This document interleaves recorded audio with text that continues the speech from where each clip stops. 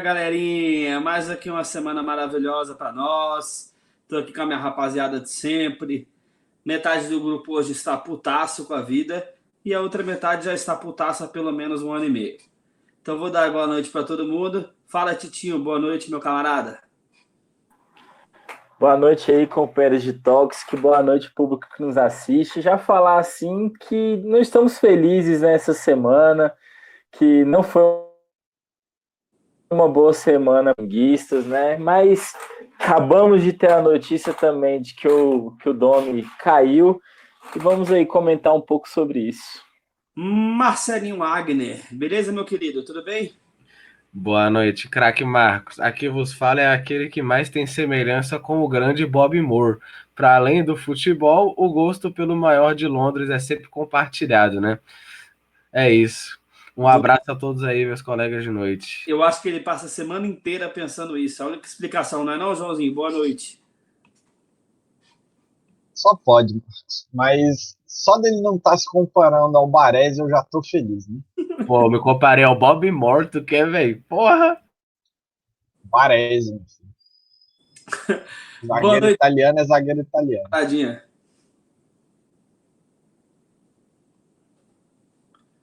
Enfim, né? Boa noite, Marcos. Boa noite, João, Marcelo, Tito. Bom dia, boa tarde, boa noite para você, caro fiel seguidor do Tox Sports. Obrigado mais uma vez por assistir a gente. E se todo mundo está triste nesse dia, quem deve estar minimamente feliz hoje é o técnico Luiz Felipe Scolari, que faz aniversário de 72 anos hoje e ainda vai ter que trabalhar. Olha que maravilha, parabéns para ele. A cota irrelevante do programa foi preenchida já, não é mesmo? Ninguém combinou isso na pauta, ninguém falou nada desta merda, mas ele resolveu falar mesmo assim, não é mesmo? Pessoal, já que o Matheus Sacarrati trouxe a ideia de técnicos, a nossa primeira pauta de hoje é exatamente sobre técnicos. Então eu vou passar a bola primeiro para os nossos amigos flamenguistas, começando por ele, Marcelinho Wagner. Marcelo, o que não deu certo no casamento Flávio Olha, e Nector? Por que ele foi embora? eu vou diferir um pouco, né? Eu sei que a maioria estava assim furiosa e pedindo fora Domi. Eu acho que o Domi é um bom técnico. Eu acho que o trabalho dele poderia ter dado continuidade, mas eu entendo a razão da demissão dele. O Onde, que deu, onde você achou o trabalho do Domi bom no Flamengo? eu acho que tinha falhas muito cruciais que foram o que levaram à demissão dele. Mas, por exemplo, é muito louco, por exemplo, se, por exemplo, o Flamengo converte os dois pênaltis e empata com o São Paulo no Maracanã, ou se o Bruno Henrique faz aquele gol imbecil que ele perdeu contra o Galo, o time continuaria com os mesmos problemas, mas não teria tomado a sacolada que tomou, que eu acho que assim, você não toma dois 4-0 seguido, 4-1 no caso, né? No Brasileirão em duas rodadas, e tendo o melhor time da América, eu acho que é a grande questão. Apesar de eu achar que o jogo, o trabalho dele podia ter continuidade, que o time poderia evoluir, ao mesmo tempo ele não passava segurança de que ele poderia vencer os jogos decisivos que o time precisava que fosse vencido. Eu acho que esse foi o grande detalhe que, tipo assim, ó, Domi, não dá. Mas, ao mesmo tempo, eu, enquanto dirigente, teria mantido o trabalho do Domenech com ressalvas. Entendi. Daqui a pouco você vai falar quais ressalvas são essas. Eu acho que o Joãozinho tem uma opinião um pouco mais pistola sobre esse assunto, um pouco menos comedido. João, disseram que o Domi, na verdade, tinha perdido o elenco, né? E aí, quando perde o elenco, um abraço. Então, Marcos, eu não tô nem tão pistola, só tô deprimido, né? Pistola eu fico com o time dos outros, com o meu time eu só fico triste. Mas assim como o Marcelo, eu achava que o Domi tinha capacidade de fazer um trabalho melhor que ele vinha fazendo. Não acho que ele vinha fazendo um trabalho horrível a ponto de ser demitido, mas é o que o Marcelo falou. A gente é favorito em todas as competições que disputa, principalmente no mata-mata, a gente vai pegar pedreiras no caminho. E com a defesa que a gente, do jeito que estava, não ia passar nem do Racing nem do São Paulo. Então, pensando nisso, talvez tenha sido uma boa decisão. E eu não era a favor da demissão dele, mas depois que eu ouvi esse boato de que ele perdeu o elenco, que o elenco já não compra mais a ideia dele, não gosta muito do estilo de trabalho dele. Aí, cara, depois que o treinador perde o elenco, não tem o que fazer. Ele pode insistir, pode ter uma boa ideia, querer fazer o que for. Se o elenco não comprar a ideia, não dá. Então, é isso. Valeu, Domi. E vamos partir para a próxima, torcer para que não venha um Dorival Júnior, um Abel Braga, alguma coisa assim. Tito, passar a bola para você. Semana passada tu falaste que o Jorge Jesus era o maior técnico da história do Flamengo. E ele foi sucedido por um técnico que veio de fora, um técnico estrangeiro, que chegou com toda a pompa e circunstância e que fez um trabalho, digamos, fraco. Então, eu acho que vou começar aqui com uma polêmica, porque vocês vão ficar revoltados aqui, eu tenho certeza disso, isso me deixa feliz, que faltou para o Domi a mesma cancha de ex-jogador que um tal de Robert Koeman tem, né? Porque o cara que está em 8º na La Liga com o Barcelona e se mantém no cargo, falta o Domi a cancha de ex-jogador que um tal de Robert Koeman tem. Então, só dando esse pitaco inicial aqui, vamos falar do Flamengo. Então, o Domi fez basicamente o que foi pedido para ele inicialmente, né? Ele conseguiu classificar o Flamengo na Libertadores em primeiro lugar no grupo, conseguiu passar bem na Copa do Brasil pelo Atlético Paranaense, e agora vai pegar a maior pedreira das quartas de final, que é o São Paulo. Eu também ouvi esses rumores aí de que o Domi tinha perdido o elenco e tal, mas a interpretação que eu tive foi que não é que o elenco não comprava a ideia dele, o elenco discordava da forma com que ele agia em determinados jogos, principalmente nesses jogos que tomou sapatada, e fazendo com que os caras, tipo assim, o elenco que toma 5-0 do Del Valle, 4-1 do São Paulo e agora 4-0 do Atlético Mineiro, eles não estavam felizes com isso, porque é um elenco altamente competitivo, né? Aquela era da bananice do Flamengo, teoricamente, passou, e que, ao comprar a ideia de jogo do Domi, não conseguiram executar. Fica a dúvida de quem virá, né? Porque os boatos mais fortes são que o Rogério Ceni vai vir, e é isso, assim como o Domi, o próximo técnico que substitui ele tem a chance de se tornar maior do que foi o Jesus para o próprio Flamengo. Eu acho que o Jesus ele foi o maior técnico do Flamengo por toda uma conjuntura e comprar a ideia que todos os jogadores compraram. Ele não era aceito por toda a parte da diretoria, mas que tiveram que engolir o JJ, que foi o que o Domi não conseguiu fazer. Teve uma parte da diretoria que passou a ganhar força e pressionava o Domi a todo momento. Aí agora foi demitido, corroborando o que os colegas já falaram, né? A gente não queria que o Domi fosse demitido, mas entende pelas... Pessoal, vou fazer um adendo aqui, já que o Tito não consegue fazer um comentário inteiro de forma decente, não é mesmo? O Robert Koeman, que ele falou, deve ser irmão do Ronald Koeman, que é o técnico do Barcelona, não é mesmo? Esse Robert aí deve ser irmão gêmeo, deve ser alguma coisa nesse naipe. Eu falei Ronald. Falou Robert. Ronald. Enfim, brincadeiras à parte, taca, o próximo cotado a ser o técnico do Flamengo, mais falado é o Rogério Ceni. Você, como bom cruzeirense, viu ano passado o Rogério Ceni chegar para apagar o fogo, né? Mas ele já está Você acha que ele já está no outro patamar em relação ao ano passado? Ele está pronto para assumir o Flamengo? Isto é, vai dar conta? Porque as comparações ao mesmo tempo que a comparação com o Domi vai existir, a comparação com o Jorge Jesus também vai existir. Pois acho que a maior problemática disso é justamente que o Rogério Ceni vai de novo abandonar o Fortaleza, pelo menos se tudo acabar vindo a ser verdade, para assumir outro clube. no caso, e dessa vez o Flamengo, que diferente do Cruzeiro, não está numa situação desesperada, né? Então, pelo menos isso vai ser um pouco melhor para o Rogério Ceni.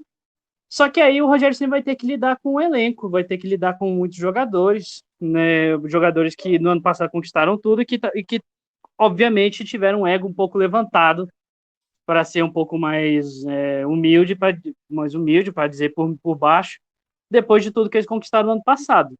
Então você tem essa questão para o Rogério Ceni saber lidar com os jogadores, que isso foi um problema até com o Cruzeiro, né? A panelinha que tinha na equipe do Cruzeiro do ano passado, quase todo mundo já jogou contra o Rogério Ceni, ninguém gostava do Rogério Ceni, teriam sabotado o treinador, por assim dizer, por algumas fontes, Vai lembrar tanto que que ele acabou indo embora. panelinha da Turma da Mônica, né? Porque ali não era só carniça, ninguém jogava bola, só miséria, só Ah, tinha. não, todo mundo que jogava bola jogou bola até 2018 e parou, ficou ali, né? Enfim, e no caso do Flamengo vai ser isso. O Rogério Ceni vai acabar se tornando uma grande aposta. E tem de novo aquela questão. O Rogério vai assumir o time no meio da temporada, cheio de jogo para fazer, com jogos importantes para fazer. Vai encarar um dos piores adversários nas oitavas de final da Libertadores. Vai pegar um dos piores times para se enfrentar nas quartas de final da Copa do Brasil. E está no Campeonato Brasileiro que não era tão disputado pela primeira posição em anos. Sei lá, eu puxando de cabeça, não era tão disputado assim, acho que desde 2010, 11, não sei. É muito tempo que a gente não tinha pelo menos seis não, exagero, né? Talvez 3, 4 clubes que dê para indicar como campeão brasileiro. Então, se o Rogério aceitar, ele tem que eu acho que ele tem que tomar cuidado. Pelo menos pelo menos que eu penso. João, passar a bola para você aí, para a gente encerrar esse assunto do Domenech. Queria que você comentasse que o Domenech enfrentou um problema esse ano que o Jorge Jesus não enfrentou no ano passado também, em grande quantidade, que foram as lesões, né? A gente teve o Gabigol aí parado mais de um mês, tem o Rodrigo Caio, ainda está machucado, jogadores importantes do time do Flamengo sofrendo com lesões, mesmo ele tendo o elenco do ano passado ainda mais fortalecido para esse ano, com as contratações dos reforços Pedro Rocha, Michael, Gustavo Henrique, por aí vai. Assim, acho que 2 pontos têm que ser levantados aí quando a gente fala dos desfalques do Flamengo. Primeiro, o departamento médico esse ano do Flamengo, eu não sei o que aconteceu, não sei a gravidade das lesões de cada um, mas o Flamengo ano passado conseguiu coisas impressionantes, que foi recuperar jogadores de forma muito rápida.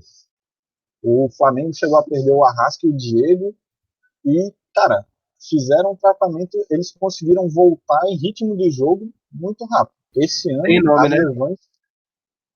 Oi? Isso tem nome. O nosso querido estudante de medicina saiu do DM, né? Então talvez tenha alguma coisa a ver. Só para deixar claro, o estudante de medicina é o Berrio, tá, gente? E outra, eu vejo muita gente fazendo, eu não gosto de fazer comparação do Domi com o JJ, porque são momentos completamente diferentes e são times diferentes. Mas eu vejo muita gente falando, porque na mão do JJ, não sei o quê. Primeiro, esse ano mesmo, no Campeonato Carioca, o Flamengo já não era o Flamengo do ano passado. Mesmo com todos os reforços que tinha, o Flamengo ainda estava longe de estar jogando bola. Passou sufoco para muito time que não era para ter passado sufoco. Especialmente o Fluminense, né? Uhum. Segundo, o Domi não gostava do Thiago Maia, não botava o Thiago Maia por nada no mundo. E vamos combinar, o Thiago Maia é 10 vezes o jogador que o Arão é. O Domi não colocava o Pedro Rocha, o Domi só botava, tinha a panelinha dele, quem ele queria botar e ficava. Então, o JJ foi mal. Então, esse aumento do elenco do Flamengo com o JJ, eu não sei se ia fazer essa diferença toda. Ia fazer agora porque está precisando, tá todo mundo machucado. Mas em termos de poupar jogador, de deixar descansar, e uma coisa que ele está sofrendo agora no Benfica, ele não ia estar fazendo aqui e ia estar sofrendo com o Flamengo também. Então eu vejo muita viúva do JJ exaltando, falando, nossa, esse time com o JJ já não estava jogando a bola que jogava no ano passado, mesmo com os mesmos jogadores, mesmo com os jogadores em forma. Então, essas coisas têm que ficar bem na cabeça da gente. Pessoal, para a gente fechar esse assunto, Eu queria ser um pouco mais enfático que os colegas aqui, fazendo um comentário, que o trabalho do Domenech Torrent foi nojento. Foi nojento, asqueroso. Vamos combinar assim, ó. O Flamengo passou em primeiro do grupo da Libertadores? Passou, beleza. Mas convenhamos, era obrigação naquele grupo com 2 times equatorianos. Segundo. Obrigação era o Corinthians passar para a fase de grupos, porra. Sim, era também. Mas uma obrigação não tira a outra. O Flamengo eliminou o Atlético Paranaense. Era obrigação também. Atlético Paranaense, zona de rebaixamento brasileirão. Não ganhava de ninguém há 6 meses. Então, o que ele chegou aqui era obrigação com o time que ele tem. E ele não conseguiu fazer o time do Flamengo jogar. Eu acho que ele tinha virtudes boas, usar a base, usar os meninos. Vários moleques bons se mostrarem vindo da base do Flamengo e tudo mais. Só que o time tem um padrão defensivo nojento. Todo mundo sabe que o Isla é uma avenida no lateral direito. Qualquer time que joga ali faz gol no Flamengo. Vale lembrar caras como Cristiano Osvaldo do Fortaleza, por exemplo. Fizeram a festa ali. O Flamengo, o Tito citou o Corinthians, o Flamengo na goleada por 5-1 conseguiu tomar 20 finalizações do Corinthians. 2 bolas na trave, 1 gol anulado, tomar 1 gol. Um time que tem nojento, o time do Corinthians é nojento. Tem ninguém. Então, se o Domenech Torrent fosse brasileiro, vocês estariam falando que o trabalho dele ia ser digno do Dorival, do Barbieri. Barbieri não, Dorival talvez, mas eu gosto do Dorival. Porque a gente já criticou o Dorival veementemente aqui nesse programa. Vou explicar por quê. O Domenech nunca foi técnico de porra nenhuma. Ele foi técnico do New York City, que é filial do Manchester City, porque ele seria filial do Guardiola. Ué, cara, mas todo mundo começa de algum lugar, cara. Cara, ele nunca foi técnico de porra nenhuma. Pegou o time do Corinthians e conseguiu um brasileiro, porra. Foi pro Flamengo também. Pois é, o Ney Franco saiu de Ipatinga, o Zé Ricardo saiu de lugar nenhum, o Barbieri saiu de lugar nenhum, o Andrade saiu de lugar nenhum, vários caras saíram de lugar nenhum, velho. Qual lugar desse? Eu não ouvi sua pergunta. Qual deles chegou em algum lugar mais longe? Uai, cara, o Andrade foi campeão brasileiro pelo Flamengo. E no ano seguinte estava no Brasiliense. Tudo bem, velho. Não, sim, isso não se explica. Só isso não se explica, velho. O que eu tô dizendo é o seguinte, o trabalho do Domi não foi nada diferente de que qualquer técnico mediano faria no Flamengo. Discordo. Foi. Eu também discordo de você. O Abel faria um trabalho muito mais nojento. Mas eu falei técnico. Olha onde o Grêmio tá nesse Campeonato Brasileiro. Tá lá subindo. Tá subindo, mas não tá disputando o título e nem vai, cara. Por que não?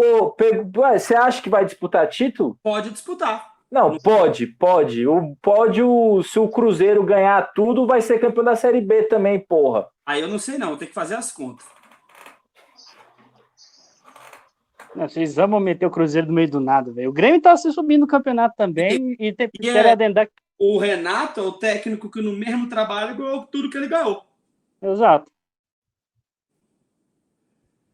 Então, assim... Não botou o Grêmio para disputar o Campeonato Brasileiro.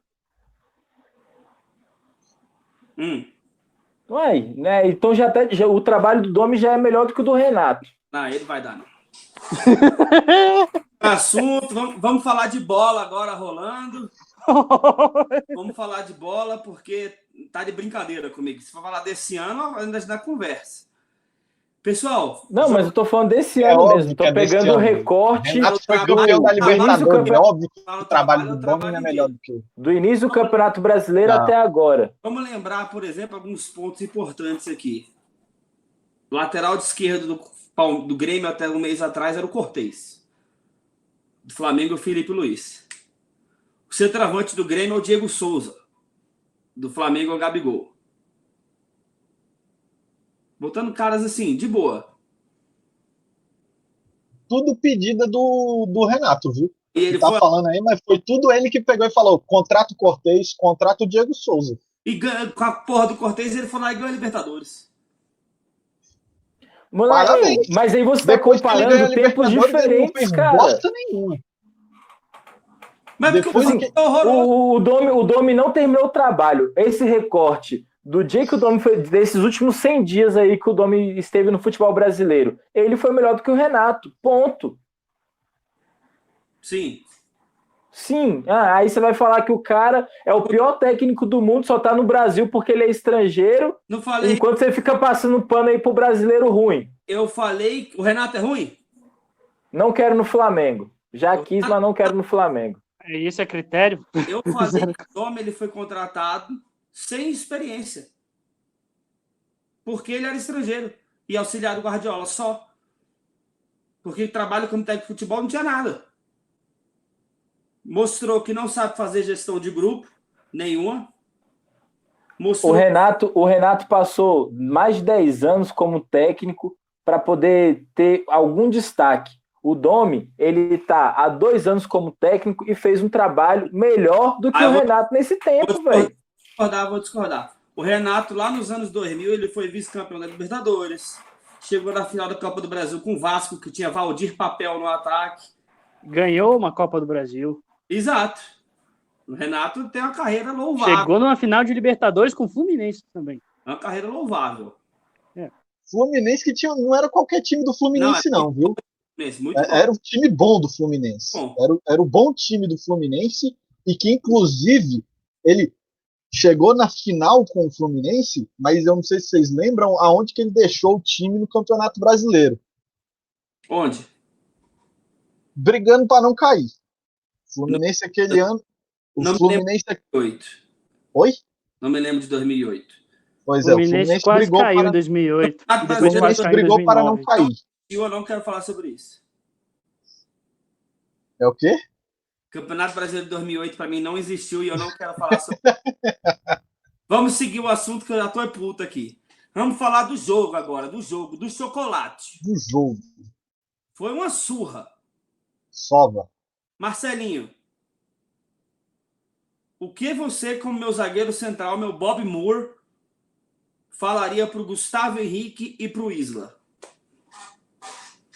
Eu queria, primeiramente, nesse caso, não falar do Gustavo Henrique em si, mas criticar a família do Gustavo Henrique que incentivou ele a ser jogador de futebol, que falou para ele o tempo todo, vai lá, meu filho, você consegue, quando ela poderia ter dito, meu filho, que você acha você estudar pro Enem, ter um futuro melhor, fazer um curso do Senac, procurar outra profissão? Nesse caso, família do Gustavo Henrique, isso é culpa de vocês. Mas voltando, o Gustavo Henrique, assim, dessa vez os erros individuais não se sobressaíram, né? No caso, ele teve o primeiro gol, com certeza, o cara entrando na área sozinho, 200 metros na frente dele, é culpa dele. Mas a questão, o Gustavo Henrique não é mais garoto, ele já é um zagueiro de 27 anos. Mas o Gustavo Henrique ainda chegou na frente, pô, e fez o gol contra. Pois é. O Gustavo Henrique tem que entender que ele é um zagueiro de 1,96. Ele não vai ganhar dos caras na corrida. Ele não é o rei da velocidade. Ele tem que entender que ou ele tá bem posicionado, ou ele não joga. É isso. Mas assim, e também isso é parte do sistema defensivo do Flamengo, que a recomposição é péssima. O Felipe Luiz e o Isla, meu Deus do céu, o Felipe Luiz, eu já falei para ele largar o cigarro 350 vezes, porque todas as bolas que vem na lateral esquerda do Flamengo, ele tá lá, correndo atrás dos caras, não chega numa.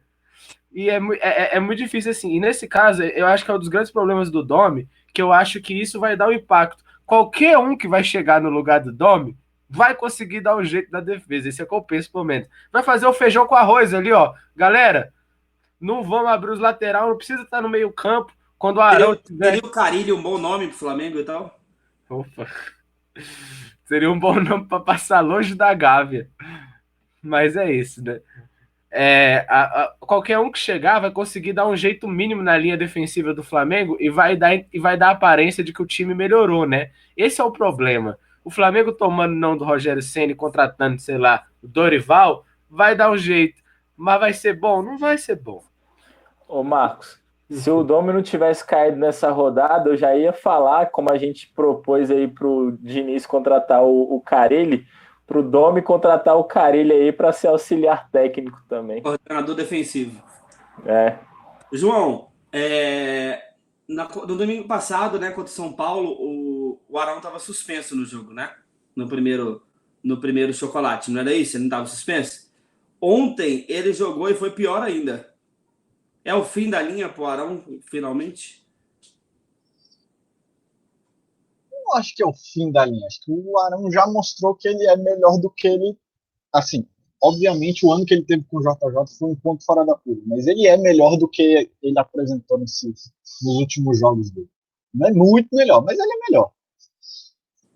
Mas é isso. Acho que os erros individuais eles vão se destacando porque o sistema defensivo como um todo ele é muito falho. Você vê toda hora, cara. Toda hora bola na lateral, tem 2 corredores no fato, tem 2 avenidas assim, mas maior que o eixo monumental de cada lado. O Felipe Luiz, ele não chega bem no ataque e não chega bem na defesa. Não sei o que aconteceu nesse período de pandemia, mas acabou o futebol com o futebol do Felipe Luiz. Malboro, e alguém tem que falar, pô, a porra do Isla não dá bote errado, porque puta que pariu. O chileno que gosta de dar bote errado, velho, toda hora o bicho dá um bote errado e deixa o corredor todinho pros caras. Mas é isso, acho que as falhas defensivas elas vão sobressaindo por causa do problema do sistema. Mas o Arão, ele se sobressai ainda mais porque ele não tá errando só na marcação. Ele tá errando na saída de bolas, no domínio. Então, esse tipo de coisa aí é de fuder, né? Aí tem que matar o filho da puta. Matheus, ontem, Sampaoli e o time do Sampaoli, né, o sampaolismo, voltou a ser de fato o sampaolismo, né? Porque o Atlético trocou o esquema, botou 3 zagueiros, soltou os laterais e engoliu o Flamengo. Foi um time só que jogou ontem. Definitivamente, né? Eu até estava fora de casa antes de ver o jogo. Cheguei, já estava 1-0, tava ouvindo no rádio o jogo. Aí do nada cheguei em casa, liguei a TV, saiu outro gol. Uau! Foi incrível como o Atlético Mineiro soube explorar todas as falhas que o Flamengo do Domenico Torrent tinha, né? Principalmente nessa questão que o Marcelo mencionou da recomposição, um time que definitivamente não consegue segurar o ataque e que acabou tomando um monte de sufoco. Tanto que até estava vendo na transmissão, me lembrei de um comentário do Lédio Carmona, porque ele anotou que no primeiro tempo do jogo, quem mais finalizou pelo Flamengo foi o Natan. O Natan é zagueiro. Então, as maiores finalizações vieram o quê? De bola aérea. E é, inclusive, um zagueiro que tem potencial pelo Flamengo. Sim, é um bom zagueiro. É um bom menino. E olha que o São Paulo ele nem sequer estava à beira do campo. Ele estava lá comandando tudo por telefone. Você tem essa noção, né? Mas, assim, isso mostra que o Atlético... Com o Flamengo demitido e o São Paulo ontem comandando por telefone, me lembrou um certo vídeo que dizia que o Oswaldo vai comandar por telefone. Quem se lembra desse? Ou saudoso vídeo. A ESPN sempre sobe quando cai o treinador do Flamengo, é incrível. Mas, enfim, só para tentar concluir que, tipo, claro que esse resultado empolga muito o torcedor do Atlético, até porque o time estava 4 jogos sem ganhar no Campeonato Brasileiro. Mas vamos ver como vai seguir daqui para frente. O Atlético ainda é aquele time que está chamando um monte de jogador do nada, com dinheiro lá da MRV, para tentar montar um time, tudo durante o campeonato, e que acaba sendo inimigo de si próprio, porque não consegue fazer um time. Né? Mas pelo menos contra o jogo do Flamengo, fez um jogo simplesmente excepcional. Tito, eu queria que você ressaltasse 2 pontos no time do Atlético aqui. Primeiro que durante a reunião de pauta hoje, queridos toques espectadores, vocês não viram, mas o Tito estava falando muito mal do futebol venezuelano. E ontem o venezuelano acabou com o Flamengo, o Savarino ontem destruiu o jogo, comeu a bola. E também o Sacha, né? Pelo amor de Deus. O time toma 2 gols do Sacha, que depois ainda melhoraram e deram 1 gol pro Gustavo Henrique contra. Né? Um jogador venezuelano e o Sacha dominaram o todo-poderoso Flamengo. Então, não tava criticando assim tão... Você, Guilherme Arana, tem uma vaga na seleção brasileira? Eu acho que o Guilherme Arana ele tá atrás do do Telles e tá atrás do Lodge também. E a lateral esquerda tem alguns bons jogadores, assim, para se ele continuar fazendo esse campeonato excelente que ele tá, ele vai poder ter sua vaguinha lá, mas no momento não. No momento não foi injusta a não convocação. Sobre os venezuelanos, é sabido por todos nós aqui, por muitos dos que nos assistem, que o futebol venezuelano ele tem passado por uma reformulação já nessa última década, né? Então foi liderada pelo Dudamel, essa reformulação, um trabalho de base muito forte. Então você tem alguns bons jogadores no venezuelanos que compõem a seleção da Venezuela, assim. Acontece que esses bons jogadores, pouquíssimos, eu não sei se tem algum na Europa no momento, eu sei que tinha um Rondon que jogava no Newcastle e depois foi para o futebol chinês. Os outros estão espalhados aqui pela América do Sul. Isso quer dizer que o futebol venezuelano ainda está muito restrito. É claro que caras como o Soteldo, o próprio Savarino, e é que eu não vou citar o Otero, porque o Otero é horroroso, só sabe bater falta. Você vai ter alguns bons valores que vão passar pelo futebol brasileiro e se desenvolver por aqui. Foi o caso do Savarino, que se der certo, se continuar dando certo, né, no caso, a tendência é que seja vendido para a Europa por um valor muito superior ao que foi pago por ele. É isso. Pessoal, falando aqui da seleção venezuelana, né? Vamos lembrar que nesse final de semana, agora, na quinta e na sexta-feira e na próxima terça, temos data FIFA com os jogos da eliminatória sul-americana. Falando aqui dos jogos do Brasil, o Brasil joga contra a própria Venezuela na sexta-feira. Onde vai ser o jogo, Matheus? Em que estádio? Salvo informação, acho que vai ser no Castelão, em Fortaleza. Castelão de Fortaleza, né? Enfim, joga contra a Venezuela. E na terça-feira, joga contra o Uruguai em Montevidéu. Desses dois jogos, Matheus, o Uruguai, né? O adversário mais duro para o Brasil, mesmo o Uruguai tendo começado devagar a eliminatória da Copa do Mundo. O Uruguai o Uruguai é sempre uma seleção a ser respeitada, pelo menos em confrontos até contra o Brasil. Apesar de que os últimos confrontos, até independente de quem era o treinador, só tem sido uma lavada brasileira atrás da outra, né? E acho que isso muito se justifica porque os elencos do Brasil geralmente são sempre melhores que os do Uruguai, o que não tira, por exemplo, os ases que o Uruguai tem. Porque o Uruguai tem muitos bons jogadores, só que ainda mais agora que o Uruguai ainda está fazendo aquela fase de transição. A gente já tem o Luis Soares já no princípio de final, não que o final esteja próximo, mas é porque ele já é um jogador meio veterano já. Cavani é um pouco, tá no mesmo naipe, e são os dois principais referências do Uruguai hoje em dia. Um time que ainda tem muitos jogadores. Hoje em dia está com jogadores até um pouco mais jovens, mais uma vez frisando essa ideia da reformulação. Só que talvez seja até um confronto interessante para a seleção, até se considerar que o único jogo que o Brasil fez fora de casa foi um jogo que o Brasil passou até por um certo apavoro para conseguir ganhar do Peru. Na seleção peruana, que, claro, também é a seleção que ali. Exatamente. É a seleção do Peru que atualmente talvez seja a melhor seleção peruana dos últimos 30 anos, por assim dizer, talvez 40, chutando por alto. Mas que ainda assim mostra que a seleção ainda precisa, talvez, ajustar algumas coisas, testar um jogador ou outro, até para tentar formar um time para a seleção. Então, o Uruguai talvez seja um teste um pouquinho melhor do que contra o Peru. Mas isso a gente só vê com a bola rolando mesmo. Marcelo, só para a gente fechar um pouquinho a seleção do Uruguai, você que é o nosso jogador oficial de modo carreira aqui do Tox Sports, né? O Uruguai, além desses jogadores mais velhos e mais consagrados que o Matheus falou, como o Cavani, o Soares, o Godinho e tudo mais, tem jogadores jovens aí, especialmente no meio de campo, que vem se destacando assim, futebol de alto nível internacional, né? Tem o Valverde, o Torreira, o Vecino, que são bons jogadores.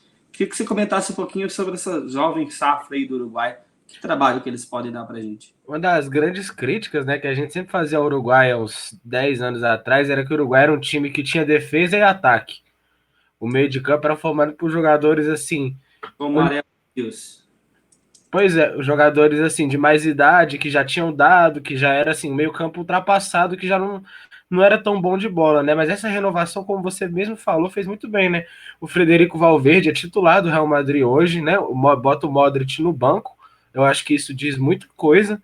Você tem o Nathan Nandes, que destacou muito no Boca, e se eu não me engano agora ele foi para o Cagliari, mas é um jogador de 25 anos ainda, que exerce muito boa função. O Bentancur, que é um ótimo meia, que, enfim, figura entre os titulares da Juventus muitas vezes, né? Enfim, o próprio De La Cruz do River, que o Flamengo teve de olho durante um tempo aí, ele tende a assumir a titularidade do River Plate. E eu gosto muito também, eu queria destacar um atacante que foi pescado pelo nosso querido Mister, né? Que veio, se eu não me engano, não sei se foi do Osasuna, foi algum time do sul da Espanha, que é o Darwin Núñez. Fiquem de olho nele. Muito bom jogador, 21 anos, atacante alto, de velocidade. O Benfica trouxe a peso de ouro e tem, se eu não me engano, mais de 6 gols em 5 jogos, nos últimos jogos do Benfica. E tem entrado bem no ataque, né? Uma vez que Suárez, como o Taka falou, né? Suárez e o Cavani já são jogadores de 33 anos. Já são jogadores que já estão na reta final da carreira. Entendeu? E essa renovação, o Uruguai tá passando bem, se for pensando no Darwin Núñez e no Maxi Gomes, que é outro atacante muito bom que joga no Valência, né? E é isso, a seleção do Uruguai, ela tá mantendo o nível, né? Se eu não me engano, claro que é sempre difícil você achar um jogador igual o Suárez, né? Assim, para você ter no seu ataque, é realmente muito complicado. Mas em termos de zaga e meio, você acha hoje um time mais equilibrado do que o Uruguai apresentava ser alguns anos atrás. Apesar de que esses são os últimos anos desses jogadores, né? O Suárez, o Cavani, o Godinho, até mesmo o Muslera voltando para a seleção, né? Deve ser o último ciclo desses caras. Pessoal, a eliminatória e a data FIFA em geral, ele vai gerar totalmente com o nosso futebol interno, né? O nosso calendário, historicamente, ele é uma várzea. Historicamente, ele não para como deve parar nas datas FIFA, como os campeonatos mundo afora fazem. Esse ano, com a pandemia, ficou mais agravado ainda, né? João, queria que você comentasse aqui. Os times brasileiros vão perder nos 2 confrontos da Copa do Brasil e no confronto do final de semana do Brasileirão, pelo menos nesse primeiro jogo do Brasil e no final do Brasileirão, obrigatoriamente, né? Importantíssimas, não só brasileiras, como também aqui do futebol sul-americano, né? O Flamengo, por exemplo, perde o Pedro, o Arrascaeta, que está até machucado, né? Mas ele perderia. Perde jogadores importantes, Everton Ribeiro também. Acho que a gente vai. Só para completar o prêmio, perde um jogador como Kahneman, por exemplo, importante. Uhum. A gente tem outros casos, né? O próprio Palmeiras perde o zagueiro, que é muito bom, muito superior aos outros zagueiros do Palmeiras, perde o Everson. Mas é isso, os times brasileiros, eu não entendo esse cabresto que a Falou do CBF... Palmeiras, só para fazer um adendo rapidinho, o Palmeiras só na defesa ele perde o Everton, goleiro, o Gustavo Gomes, o zagueiro, e o Vinha, lateral esquerdo. Exatamente. Só na defesa. E o Gabriel Menino, que é volante, né? Então ajuda na Lateral esquerdo, é verdade, não tinha me lembrado dele. Pois é. E o foda é isso, né? Perde o Gabriel Menino, que vai ficar no banco, não vai entrar nunca nesse time do Tite. E assim, dá para lateral direito é mais complicado, mas dá para achar alguém que jogue lá fora. Mas é revoltante, assim, esse cabresto que os times brasileiros seguem tendo com a CBF, porque quando algum time tenta alguma coisa assim, por exemplo, se nega a mandar jogador para a seleção sub-20, que já nem faz sentido, porque o jogador não é mais sub-20, o jogador é profissional, tá nem aí para a seleção sub-20, e que ele não é obrigado, ele geralmente já sofre boicote, como foi o caso do Santos, há 2 anos atrás. É absurdo os times jogarem tendo que jogar esse calendário corrido, tendo que ceder jogador para a seleção, e é mais absurdo ainda ter mantido todos os campeonatos, principalmente as eliminatórias, do jeito que é, sendo ida e volta. Cara, não faz o menor sentido. Fazia 2 grupos de 5 aí, metia a bala, encurtava essa porra aí dessa eliminatória, que você ainda ia ter jogo grande e ia ser legal de ver também. Os campeonatos europeus não influenciou tanto assim. Não é mais um problema nacional do que da própria seleção, da própria eliminatória? Aí entra num problema que a gente já discutiu também, né? Que é o calendário brasileiro com os campeonatos regionais gigantes, tendo quase que o mesmo período de duração do principal campeonato nacional. Aí você bota a Copa do Brasil, Campeonato Brasileiro, Libertadores, em pandemia. Cara, aí fode tudo mesmo. Mas. Tito, duas perguntas para você. A primeira pergunta é: o quanto os clubes são culpados desse calendário que eles mesmos são prejudicados? E aqui, quando eu falo os clubes, nas instituições, eu digo os dirigentes, né? Porque os dirigentes, se botar jogo para todo dia para eles, é melhor porque o clube faz mais dinheiro. E segundo, como é que pode resolver esse problema? Como é que a gente pode ter um calendário mais civilizado se a gente, em comparação com os calendários europeus, por exemplo? Eu vou começar respondendo a segunda pergunta, que é uma resposta mais direta, acabando com os estaduais. Já a primeira parte, a culpa dos clubes é do mesmo peso que eles têm para eleger o presidente da CBF, né? Eles têm menos peso que as confederações. Então, se todos os times das séries A e B tiverem juntos para eleger um técnico, eles não conseguem, um presidente, eles não conseguem, porque as confederações têm mais peso. Assim, obviamente que os clubes têm uma parcela de culpa por aceitar esse calendário e uma culpa por não se unificar num bloco onde você consiga lutar pelos seus direitos, que é não perder jogadores em jogos importantes. E assim, é uma sacanagem isso que acontece. Os jogos da seleção, o Flamengo vai jogar contra a Bolívia, contra a Venezuela, contra times completamente irrelevantes assim no futebol.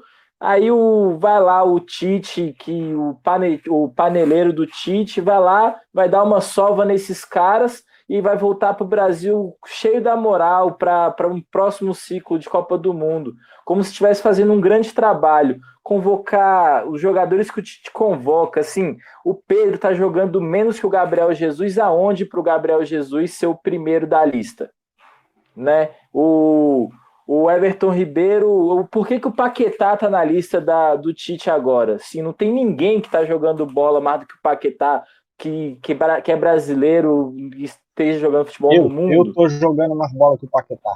Eu também, toda segunda. O Paquetá estava encostado no Milan até agora, velho. Então, assim, a panela do Tite é uma coisa que não dá.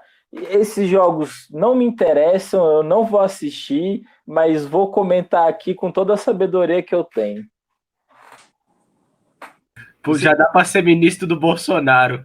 Vocês que ouviram esse comentário do Tito explica as falas em geral dele ao longo de todas as semanas que nós temos aqui durante o Toques Esportes. Eu queria passar a bola para o Matheus, porque até onde eu sei ele tem a visão um pouquinho diferente dessa visão que o Tito possui, certo? Então, Matheus, vamos lá. Mesmas perguntas. Qual é o tamanho que os clubes têm de culpa nisso? O tamanho que as seleções têm nisso? E como resolver esse problema das ausências de jogadores importantes? Vale lembrar que até o Cruzeiro tem jogador convocado para a seleção. Pois é, né? Enquanto o Marcelo Moreno existir, ele vai ser convocado para a Bolívia. Inclusive, primeiro eu queria chamar a atenção porque eu queria dar um adendo e fazer uma errata. Rapidinho. A diferença é que o Marcelo Moreno convocado é reforço para o Cruzeiro, pô. Não, quando é substituído pelo Sassá, não é. Nossa Senhora. Pelo amor de Deus. Enfim, eu queria primeiro falar errata, porque eu falei que o jogo seria, salvo engano, era no Fortaleza. Era engano, sim. O jogo vai ser no Morumbi. Né? Eles mudaram isso em outubro ainda. E no caso, eu acho que os clubes têm muita responsabilidade em acatar um calendário que vai caber em data FIFA. Claro que isso, eu acho que esse negócio de botar a culpa na CBF, o que também tem culpa, tinha mais cabimento até antes da elaboração do calendário desse ano, quando não havia Covid, quando não havia pandemia, quando não paralisaram o futebol brasileiro por 4 meses, e que estava previsto o Campeonato Brasileiro parar quando tivesse data FIFA. Igual acontece na Inglaterra, igual acontece na Espanha, igual acontece Não, mas calma aí, Matheus. Aí tem que lembrar dos poréns, né? Porque o Brasil, no futebol brasileiro, jogava-se um dia depois da data FIFA, né? Não é porque não jogava na data que não tinha rodada. Não muda muito na Europa também, não. Não muda muito, não. Mas enfim. E agora, para enxugar esse calendário, cara, todo mundo fala que. Todo mundo menciona que o maior problema é estadual. Que justamente porque ele perdeu a importância, perdeu a competitividade, perdeu todos os motivos, etc, etc, etc. Mas ainda assim tem gente que quando ganha estadual gosta de ficar vangloriando, tipo o Renato Gaúcho. Né? Eu acho que para mim os calendários do estadual tinham que ser revistos, porque eu não vou defender fim de estadual, porque quem faz isso para mim é fascista.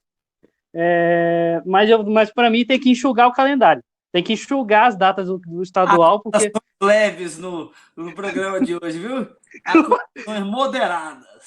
Porque para mim, vou ser franco, 16 datas para decidir o Campeonato Paulista eu acho um puta de um exagero. Ainda mais considerando que Paulista, sei lá, tem 12 times. A mesma coisa com o Campeonato Mineiro, Gaúcho, tudo, tanto faz. Essas coisas. No final das contas, eu acho que é isso. Eu acho que dá para discutir. Acho que a gente já debateu isso alguma vez. Não sei se a gente jogou isso para o YouTube. Mas a gente já debateu isso de uma forma bem longa, de outros datas. Enfim, para resolver o calendário brasileiro, eu acho que primeiro tinha que acabar a CBF e os clubes tinham que tomar vergonha na cara. Isso também é outra coisa que tinha que acontecer. Eu acho que todo ano a gente discute isso, né? Todo ano essa discussão é de jogador, de time perdendo jogador. E quando pareceu se dar um passo à frente, há uns 2 anos, quando o Tito falou exatamente isso, passou a jogar pelo menos um dia depois da convocação, já foi um avanço, né? Por mais que não seja o ideal, já é um trabalho que começa a ser feito. Mas eu não concordo em acabar com os estaduais, mas eu concordo que eles têm que ter uma importância menor, já que eles, atualmente, têm uma importância menor para os clubes. Se eles têm uma importância menor para os clubes, eles têm que ter menos jogos. Ponto. Tem que ser um calendário um pouco mais flexível. Não sou a favor de acabar com o estadual, eu sou a favor, na verdade, de você ter um estadual e que os times pequenos acabem jogando mais jogos e tenham benefícios por isso. E os times maiores, né, que tem um calendário completo de ano inteiro, joguem menos jogos. Na Copa do Brasil é assim. O time que está na Libertadores joga menos jogo. Por que no estadual não pode ser? Então, assim, eu acredito que os clubes brasileiros têm muita culpa, sim, nisso. E exatamente porque aquilo que eu falei. Eu acredito que o dirigente de futebol... Eu não consigo pensar, por exemplo, num Rodolfo Landim, num Leco, querendo que o time jogue menos. Para eles querem que o time jogue todo dia porque entra dinheiro em caixa. É óbvio isso, assim. É muito mais claro que para mim que eles querem isso do que eles prezem pelo primor técnico do jogo que o time deles joga. Isso é uma opinião minha. Claro que os colegas têm opiniões diferentes. Mas é por isso que você só citou os piores dirigentes do Brasil, pô. Ele não citou André Sanches? Mas eu tenho certeza que o André Sanches entra na lista também dos que querem. É um cara que falaria: eu quero que o Corinthians jogue todo dia. Se não quiser jogar, fala com meus advogados e aí nós vamos jogar. Tu não imagina o André Sanches falando isso? Imagina, Marcelinho. Aqui, ó, encostado na cadeira para trás, aqui, ó, com a barriga para frente. Vou falar com meus advogados.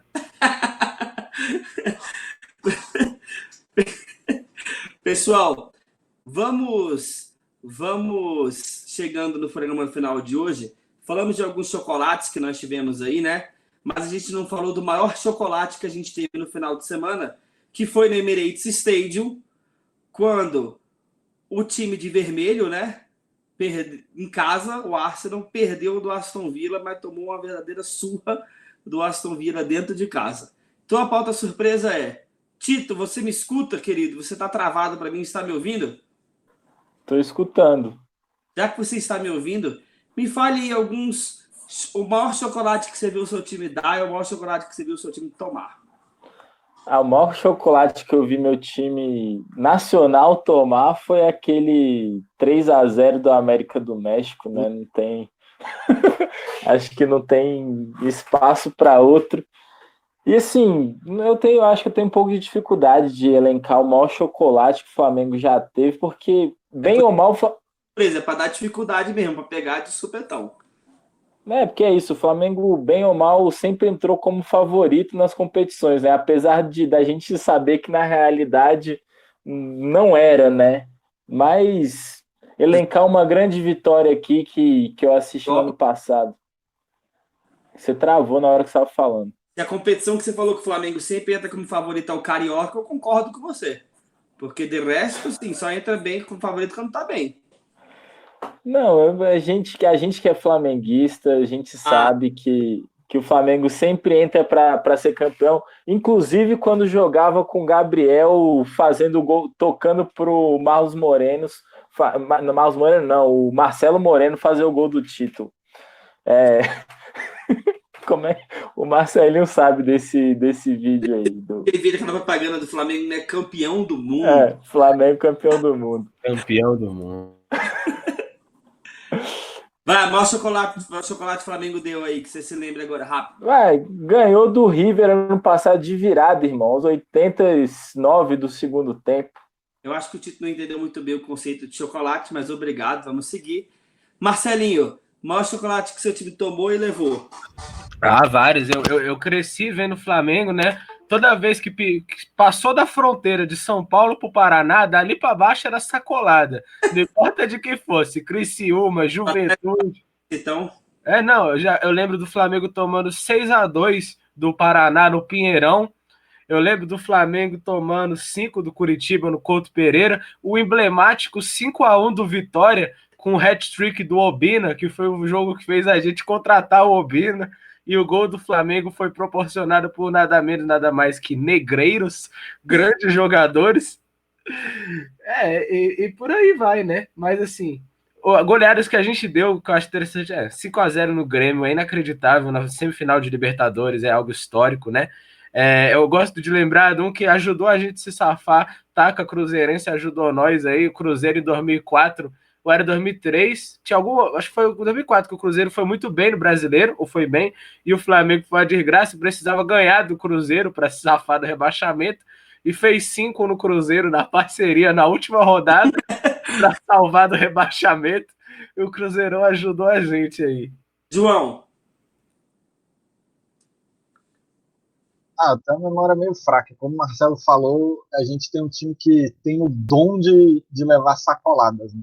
O flamenguista que cresceu na década que a gente cresceu, vendo o jogo ali entre 2000 e 2010, sofreu, viu coisas absurdas.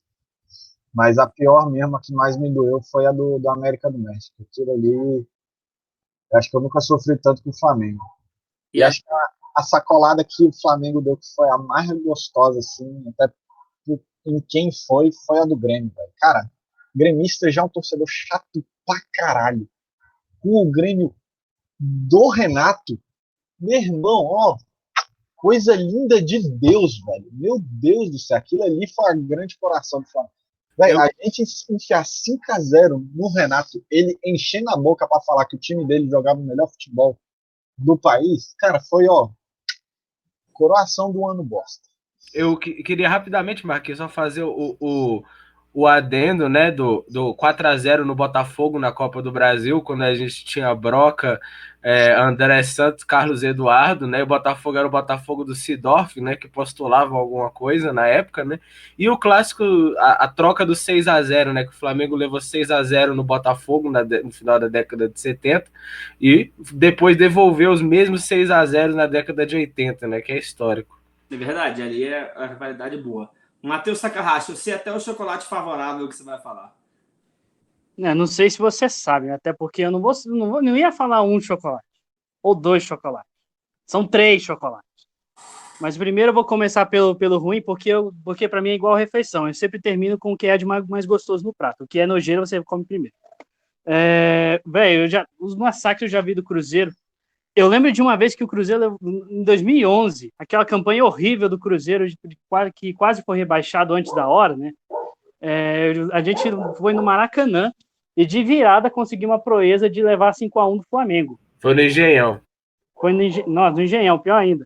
Véi, aquele dia eu só queria morrer. Eu ainda era criança véi, na escola era todo mundo flamenguista. Nossa, velho, puta que pariu.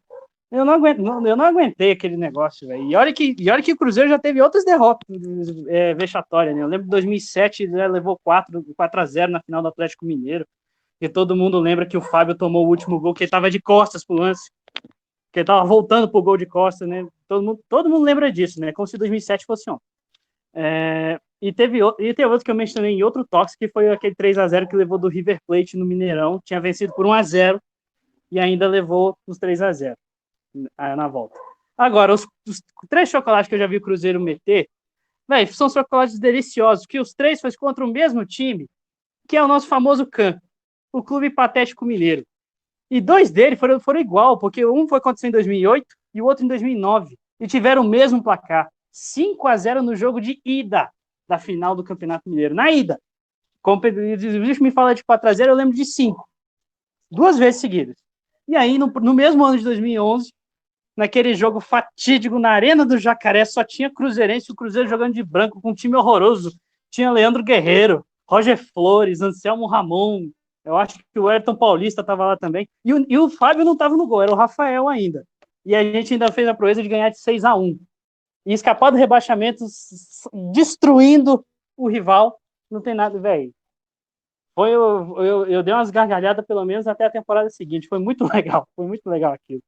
Pessoal, as minhas lembranças de chocolate dado são muitas, né? Afinal, o São Paulo é rival do Corinthians, né? Então a gente tem várias lembranças gostosas para dar aí. Mas o principal chocolate dado, eu vou ficar com o que aconteceu em 2005, que foi do 7-1 do Corinthians e 7-1 do Corinthians no Santos. O jogo ficou conhecido posteriormente como 7-1 original, né? Depois veio o 7-1 a cópia, o 7-1 filial, mas o 7-1 original foi aquele do Corinthians do Santos, com 3 gols do Carlito Tevez comendo a bola naquele jogo, 2 gols do Nilmar. Show. Teve também 6-1 no São Paulo, 5-0 no São Paulo e por aí vai. Chocolate tomado é o que não falta também, né? O corintiano não tem um dia de paz. Então, do próprio São Paulo, teve um 5-1 em 2005. Nojento, assim. Show de bola. Até o Rogério Ceni fez 2 gols, se eu não me engano. Teve um 4-0 que tomou da Lusa, violento também. E teve o famoso 5-0 do Atlético Paranaense dentro do Pacaembu. Esse eu acho que não tem igual, assim, em termos de chocolate. Vai ser difícil acontecer uma parada desse jeito. Certo? Essa foi a nossa pauta surpresa de hoje. Não é época de Páscoa, mas falamos muito de chocolate, né? Vou dar tchau para os meus amiguinhos. Matheus Takahashi, obrigado e uma boa noite. Boa noite, Marcos. Boa noite, Tito, João, Marcelo. Só para adicionar aqui o comentário que eu acho estranho. A gente acabou de falar da demissão do Domi e ninguém mencionou nenhum dos chocolates que o Domi tomou, que foi uma verdadeira bombonière de chocolate. Mas, enfim, boa noite, boa tarde, bom dia para você também que está assistindo a gente. Obrigado mais uma vez pela audiência. Valeu, Titinho. Boa noite, meu querido. Valeu, pessoal. Só lembrar aqui que o programa foi tão ácido e tóxico que a gente nem teve tempo de comentar a saída do Kudê também do Internacional, que aconteceu momentos antes da gente começar a gravação. Um abraço. Improvável vinda do Abel Braga, viu? E vai ser Queria dizer Abel atual Braga. Atual Braga. Eu queria dizer que o Inter está fazendo os rivais dele muito felizes com essa escolha. Muito felizes mesmo. Oi? Já dá o seu boa noite. Boa noite. Eu queria dizer que eu fui muito feliz na noite de hoje vendo a disputa, a batalha entre Tito e Taka no quesito fim do estadual. Achei sensacional os comentários. E respondendo ao Taka sobre os chocolates desse ano, eu ia falar do Del Valle, mas o Del Valle a gente devolveu em casa. Né? Então, tá suave. Marcelo. E do São Paulo a gente perdeu 2 pênaltis. Então... Boa noite para você. Boa noite, craque Marcos. Boa noite, meus amigos aí, ó. Com Marcelinho na zaga, não tem chocolate para adversário. Meu Jesus amado. Pessoal, é isso aí, né? Lembrando que se seu técnico sair, não contrate Abel Braga, não contrate Alberto Valentim, Zé Ricardo, nem lixos desse tipo como... Contrata sim que é melhor pro meu time. Pode contratar. Vou deixar meu boa noite, já chega de voadora no like aí, compartilha, a gente falando bobagem aqui, certo? Os nossos xingamentos, isso que vocês não veem a reunião de pauta, tá bom? Boa noite, obrigado, um beijo e tchau, tchau.